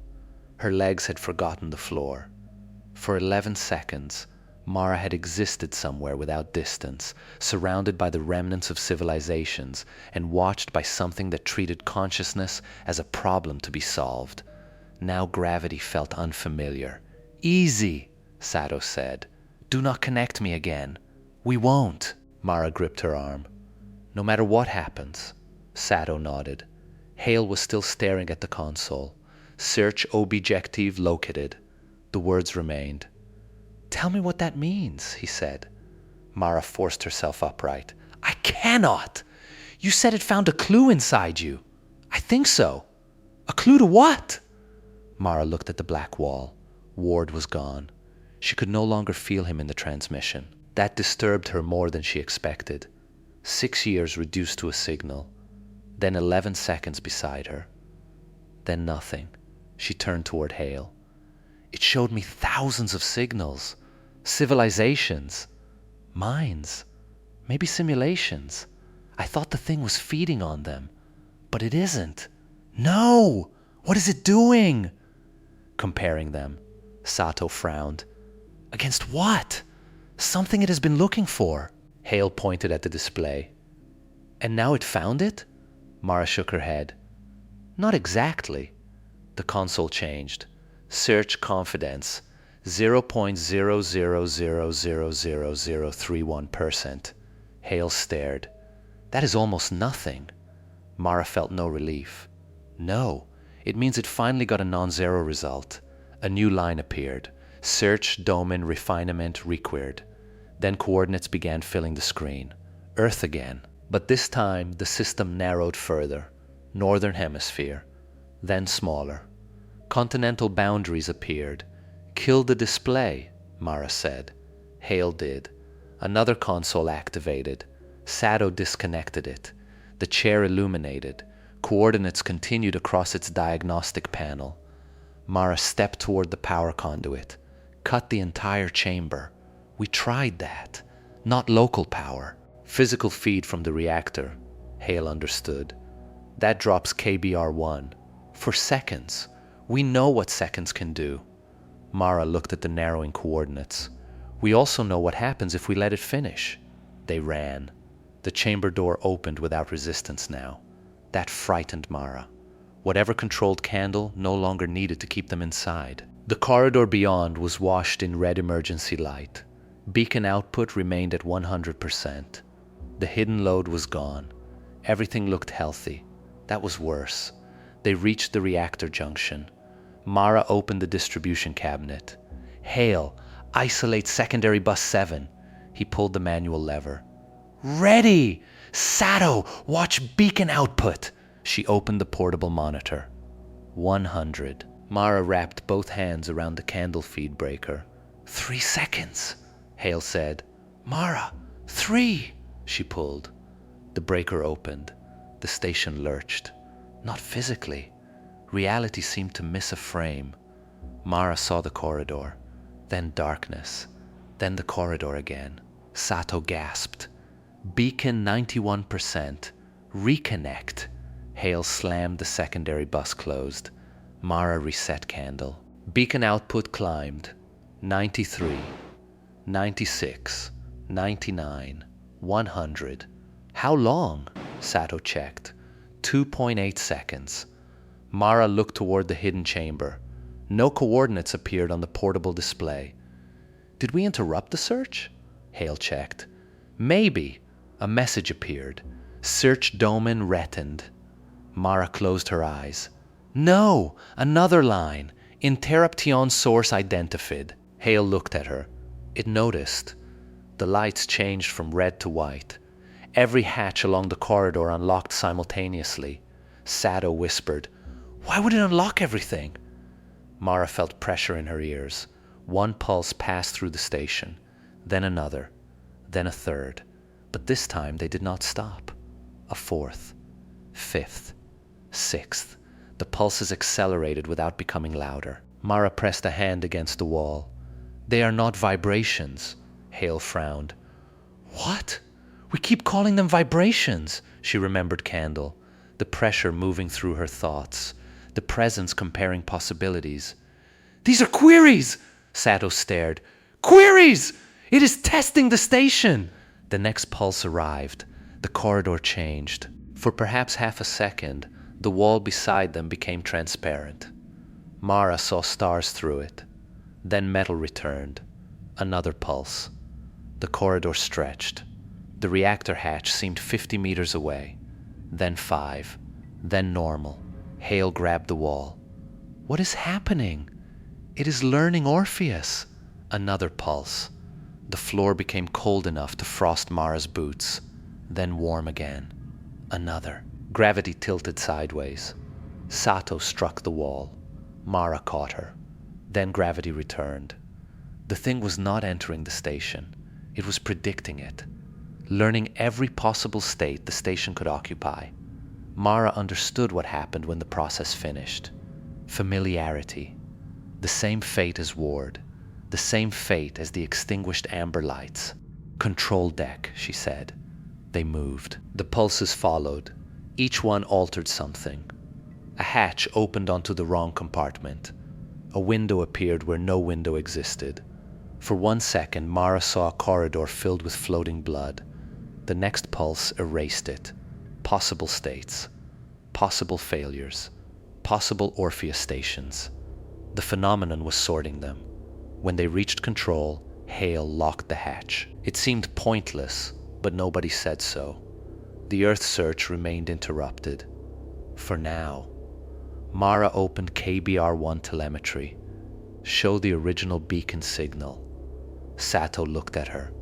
We have studied it for decades. NASA studied what it could measure. What are you looking for? A reason. Mara brought up the repeating electromagnetic structure. The pattern was enormous, complex, but repetitive. Human analysts had treated it as an attractor signal, something sufficiently intricate to hold attention. Mara no longer believed that. She had felt the search. It was not attracted to complexity alone. It wanted a particular answer. Run the signal against candle architecture. Hale stared. Why? Because humans did not invent candle. What? Maybe the hardware. Yes. But the principle. Mara pointed at KBR-1's signal. The beacon taught us how to feed minds into it. Sato slowly understood. You think instructions are embedded in the signal. Not instructions. Mara remembered thousands of amber candles. An invitation. They overlaid the patterns. At first, nothing aligned. Then Hale transformed the beacon signal using the same compression model employed during neural transfer. The screen changed. Repeating structures appeared. Not language. Architecture. Sato whispered, "Those resemble neural states, not human ones." Mara magnified them. The beacon had not been broadcasting meaningless complexity. It had been broadcasting a mind, or part of one. Ancient, artificial or biological, she could not tell, but structured enough to change, structured enough to keep the search occupied. Hale leaned toward the screen. KBR-1 was already a candle. Yes, then why did it start failing? Mara looked at the ancient pattern. Because eventually it became predictable. Sato whispered, "Familiar!" Mara nodded. The builders had not created a beacon to imprison a predator. They had placed a mind in the dark, a sacrificial consciousness repeating and changing for perhaps billions of years. Humanity had discovered its dying remains and unknowingly continued the same ritual. Hale looked sick. So the ancient civilization that built it may have been hiding? Did it work? Mara looked at the amber lights, at all the civilizations still burning. I don't know. A pulse passed through Orpheus. This one was enormous. Every screen went white. When they recovered, Earth coordinates returned. The search resumed. Search confidence, 0.000000482%. Increasing. Sato said, "It is narrowing faster." Mara watched geographical data assemble. Something inside her memories had given it direction. What on earth could match whatever it is searching for? Hale said, "Maybe a person." "No! How can you know?" "Because it searched civilizations before us." She remembered the sensation. Planets compared. Minds examined. Species reduced to patterns. Whatever it wanted had to survive differences of biology, culture, even physical environment. Not a person. A structure. A property of consciousness. Sato whispered, "What did it find in you?" Mara thought about Owen. 14 lives against 1. Correct mathematics. Permanent guilt. 2 contradictory truths held simultaneously. Then she remembered Ward's words. People who can imagine several incompatible versions of themselves produce stronger retention. Her eyes moved to the candle schematic. Contradiction. Hale looked at her. What? It is searching for a mind capable of sustaining incompatible states without resolving them. Sato shook her head. Humans do that constantly. Exactly. The room became silent. Earth was not interesting because it was technologically advanced, not because it was loud, not because it was alive. Humanity itself might possess something the search had rarely encountered. Mara looked at the confidence number climbing. 0.0000011, 0.0000019, 0.0000031. The observation glass darkened, not because the stars disappeared.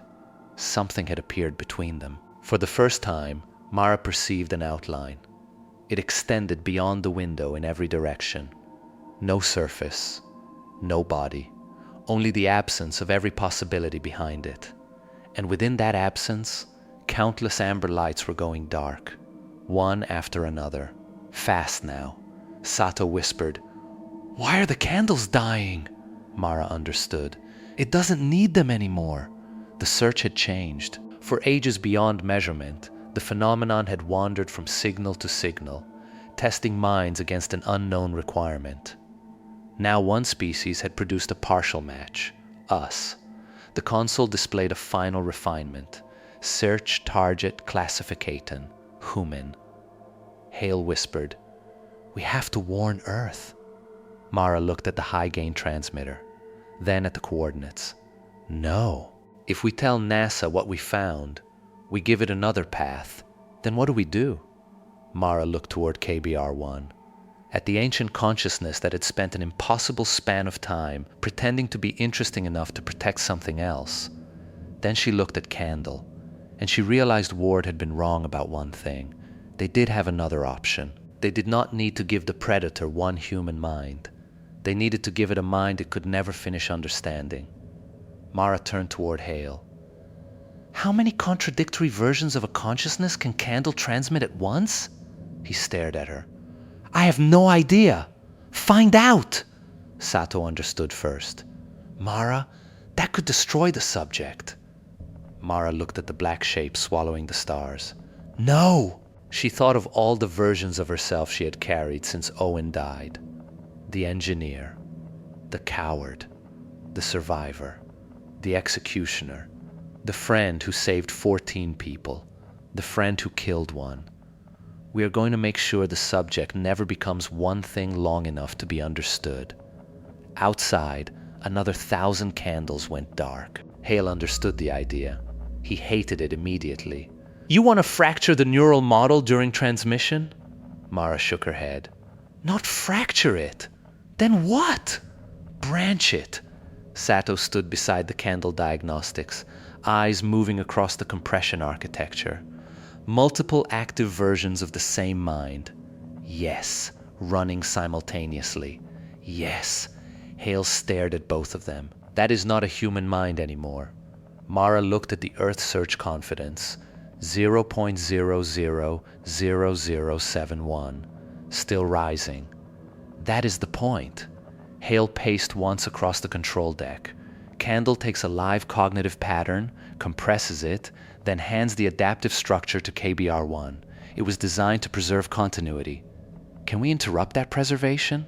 Maybe. Can we duplicate states before compression? Maybe. Can we introduce divergence? Hale stopped. His expression changed. Not agreement. Recognition. Memory forks.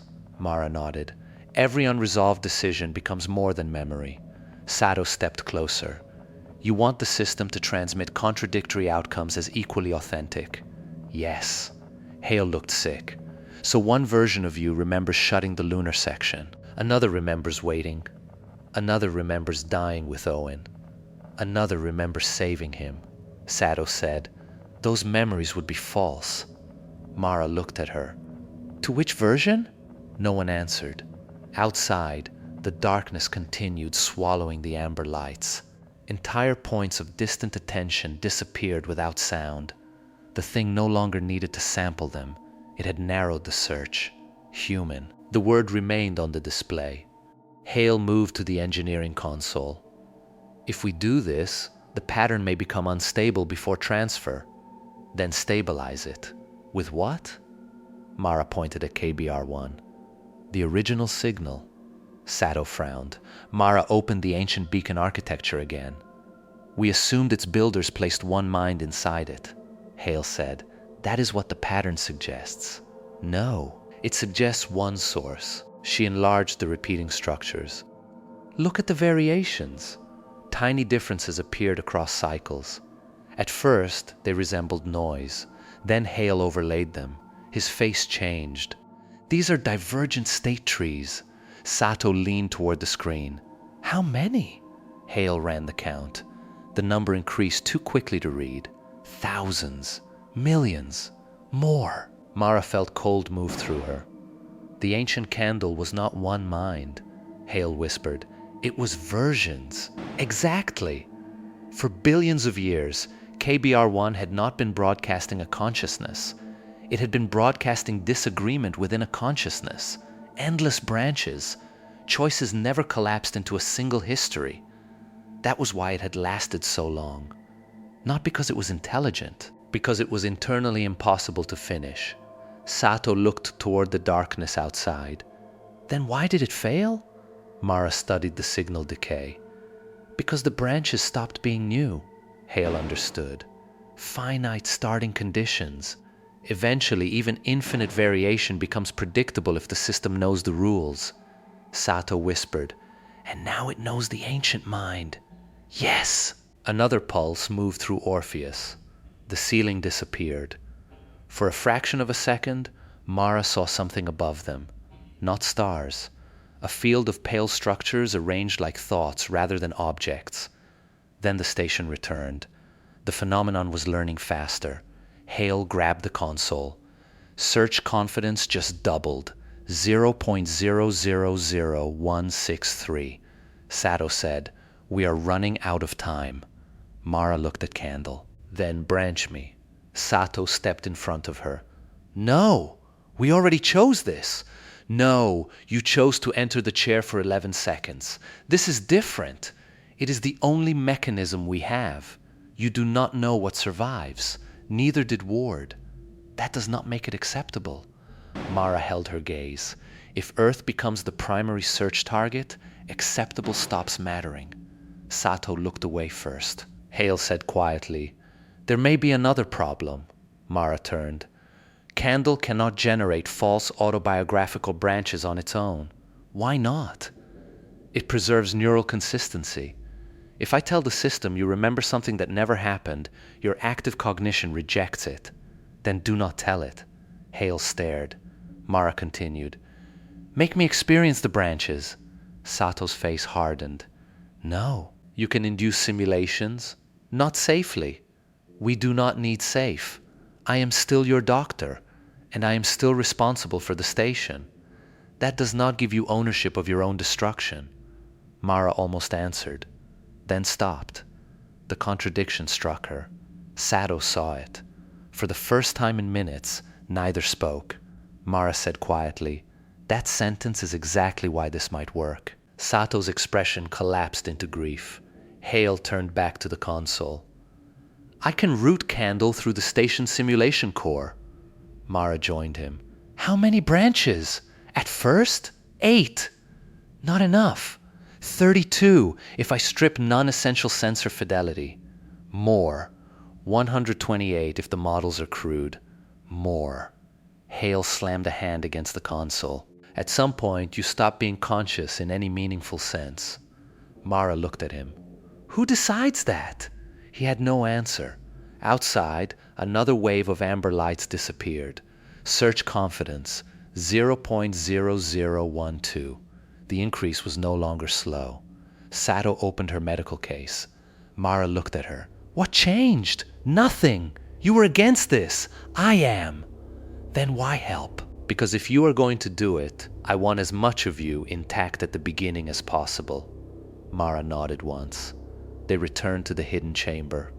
The chair was waiting. The restraints were already open. No one commented on that. Hale connected the simulation core manually. Sato placed neurological sensors along Mara's temples and neck. The crown lowered. Before sitting, Mara looked at both of them.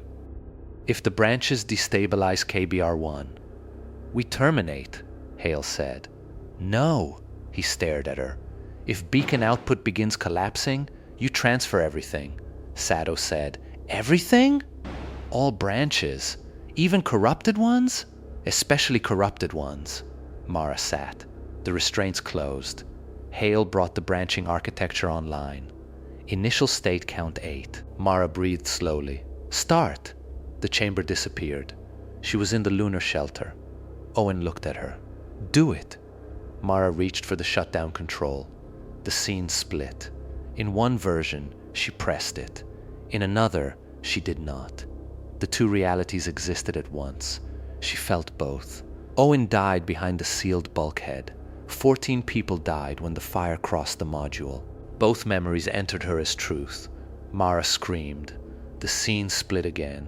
In one branch, Owen survived. In another, Mara died. In another, the evacuation system worked. In another, there had never been a fire. 8 histories. Then 16. 32. Mara became a child who never joined NASA. A pilot who failed selection. An engineer who married Owen. A woman who never met him. A commander who abandoned Orpheus, a commander who destroyed KBR-1, a Mara who answered the first voice, a Mara who remained silent. Every version remembered itself as original. Every version felt the others as intrusion. Hale's voice came from nowhere. 64 branches, Sato said, neural coherence falling. Mara tried to answer. Many voices came from her mouth. Continue. Which one said that? Hale asked. All of them had.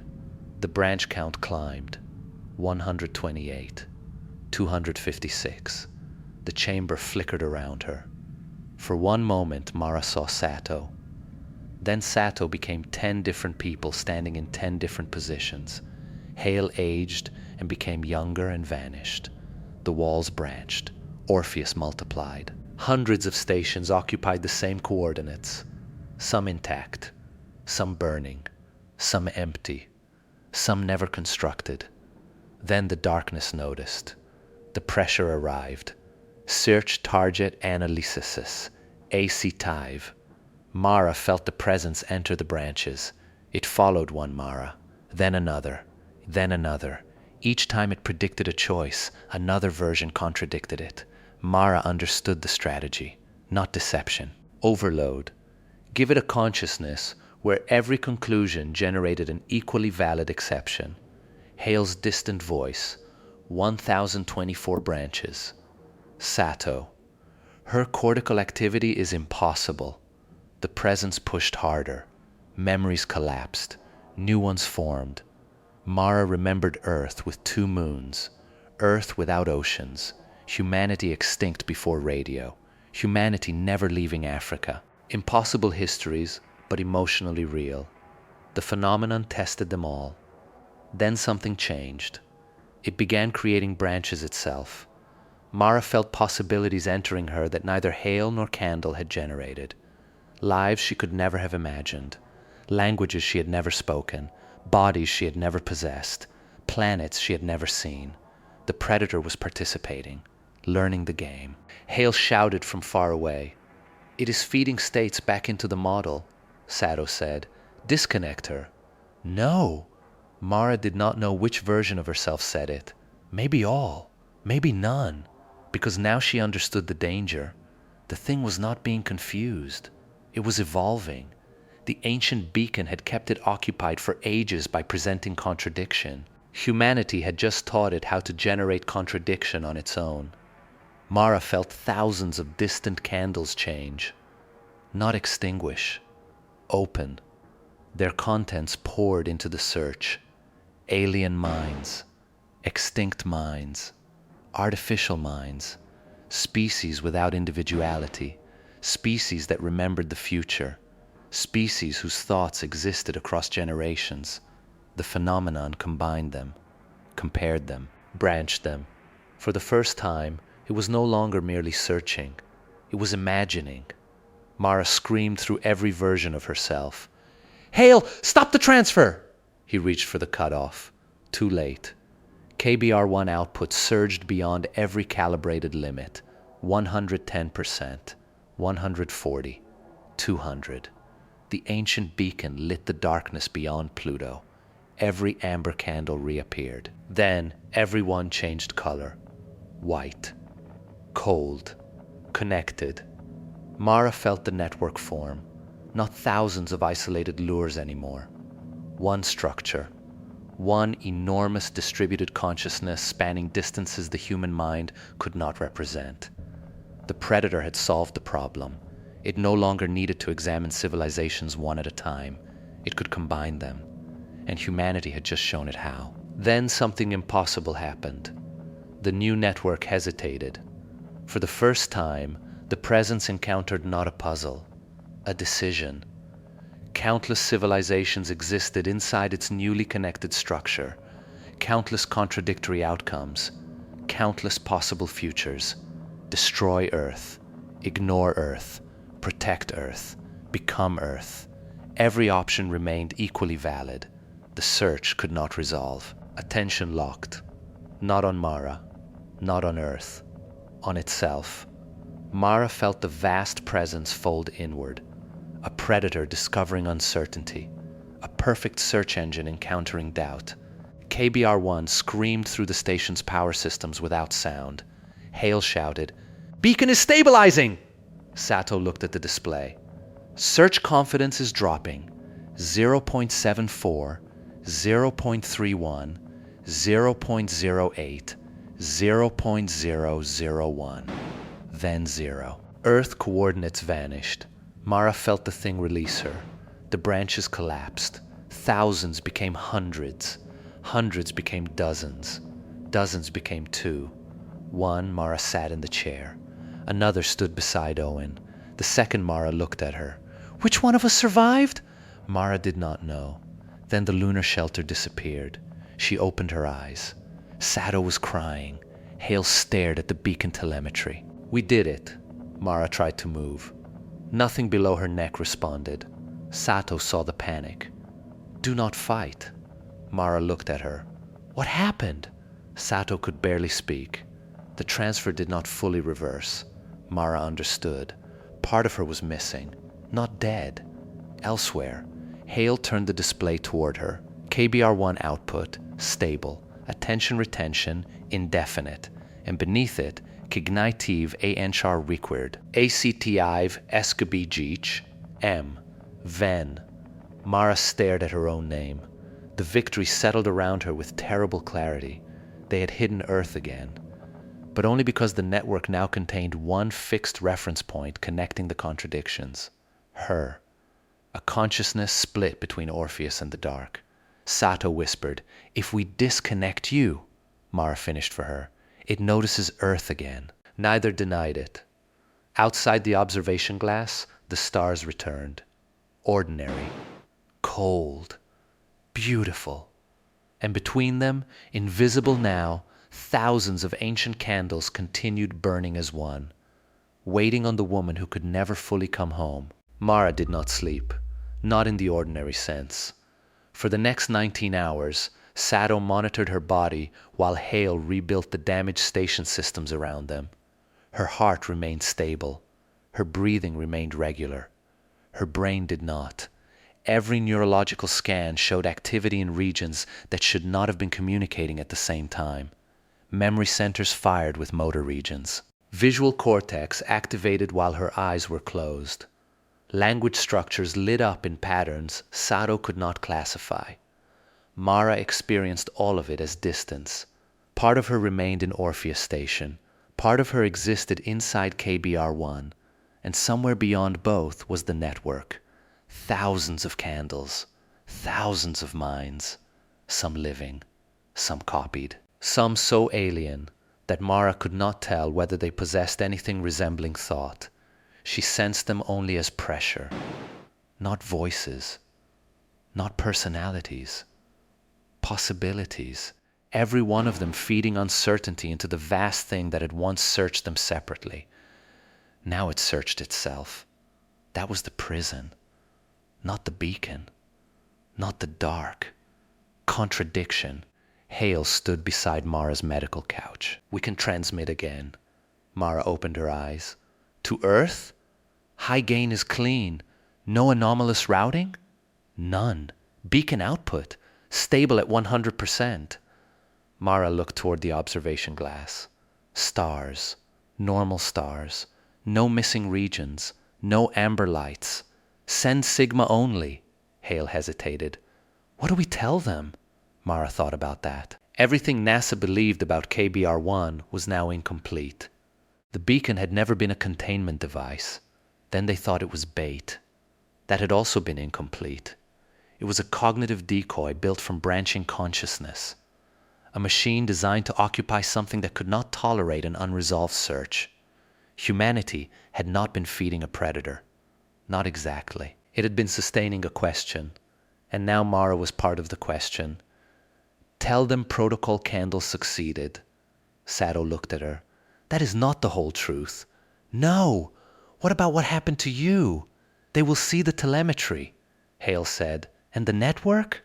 Mara closed her eyes. She could feel it. Far away. Everywhere. Waiting in no particular place. Do not describe it in the first transmission. Why? because we still do not know whether information itself can become part of the search. Hale stared at her, then nodded. He prepared the message.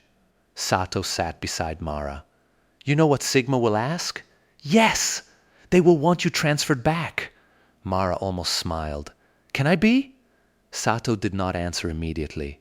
That was enough. Mara looked at her. Say it. If we separate your biological cognition from the anchor signal, KBR1 may interpret the difference as loss of adaptive continuity. And attention collapses. Maybe. Meaning Earth becomes visible again. Maybe. Mara looked toward the ceiling. For years, she had hated uncertainty. Engineering was supposed to reduce uncertainty. Measure. Model. Correct. Confirm. Owen had become the one failure she could never model away. One choice that remained true and unbearable, no matter how often she analyzed it. Now that wound was helping conceal an entire planet. The cruelty of that almost made her laugh. Almost. Hale sent the message. They would wait hours for acknowledgement. Mara would not. She no longer needed to. A sensation entered her mind. Not from Orpheus. From the network. One of the candles changed. She felt something become less distinct. A civilization, perhaps. Or one ancient cognitive branch reaching the end of its variation. The presence turned toward it. Mara reacted instinctively. She remembered Owen alive. Then Owen dead. Then both memories at once. The network rippled. Attention shifted back inward. The distant candle stabilized. Mara understood. I have to maintain it. Sato leaned closer. What? The contradiction! How? I do not know.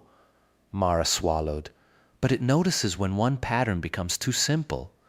Sato's expression changed. You are actively regulating the network? No. Mara stared into the darkness behind her own thoughts. I think the network is teaching me how. Hours passed.